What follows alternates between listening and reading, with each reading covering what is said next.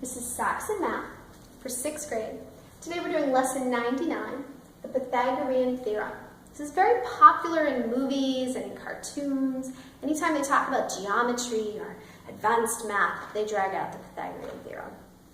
It's called the Pythagorean Theorem because a mathematician named Pythagoras was one of the first ones to prove it.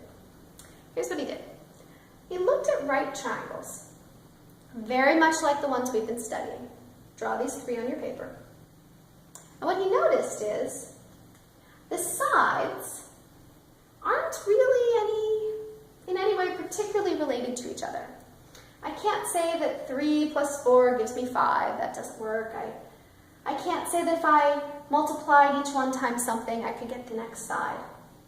He wanted to find a way, if you knew 2 of the sides, to find the third side.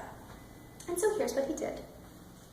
He said if you have a right triangle, so this only works with right triangles, as these are, and you call C the hypotenuse. Write this word down, you will see it well into high school and into college. The hypotenuse is a fancy name for the longest side of a right triangle.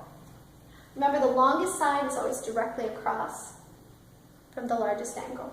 In this case, it's the right angle, so 5 is the hypotenuse, 10 is the hypotenuse, 13 is the hypotenuse. Here's what he found. He found that if you take one of the shorter sides, he called it A, and one of the other shorter sides, he called it B, because he was really original. And if you square them, A squared plus B squared, you will get that third side, C squared. This is the Pythagorean theorem. A squared plus B squared equals C squared. Here's how he proved it.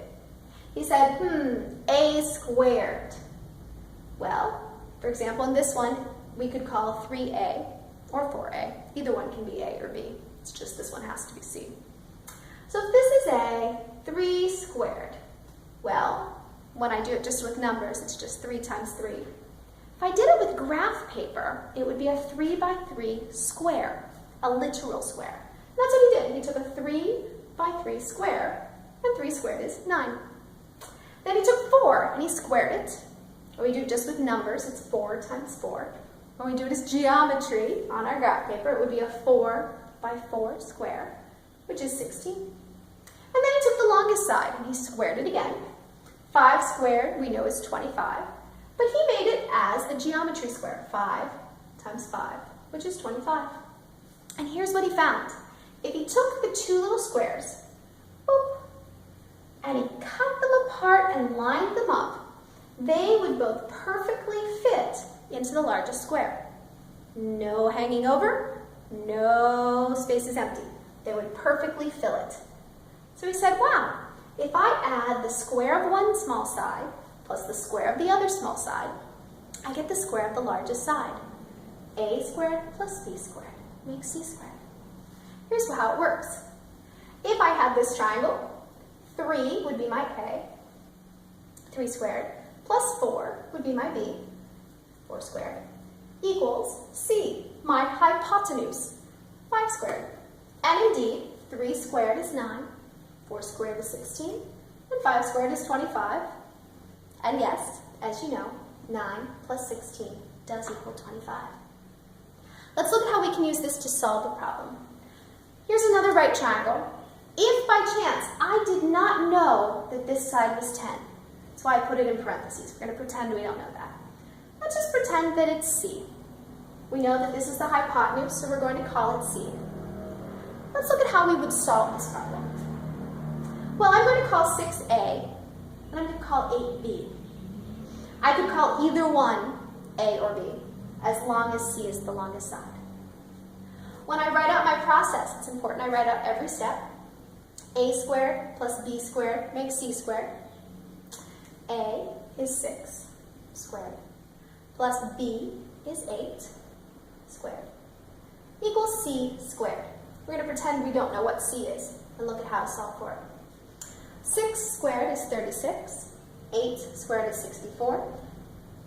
Don't write equals it something here. Right, bring down the rest of your equation. Equals C squared. them together, 36 plus 64 is 100, equals c squared. How do I find then c? I take the square root of both sides. C squared, then take the square root. That just leaves me with c. That's like adding and then subtracting, or multiplying and then dividing. If you square something and then you take the square root, you're left with whatever you started with. Square root of 100, well, I know that 10 times 10 makes 100. So, the square root of 100 is 10. And indeed, that is the right answer. C is 10. When you solve some of your problems today, they will try to trick you. They'll give you a missing side, and they'll label it C, but it won't be your C. For you, C is always the hypotenuse. So when you solve your problem, make sure that the C you're looking for is this longest side. If you're missing one of these other sides, when you use your formula, call it A or B.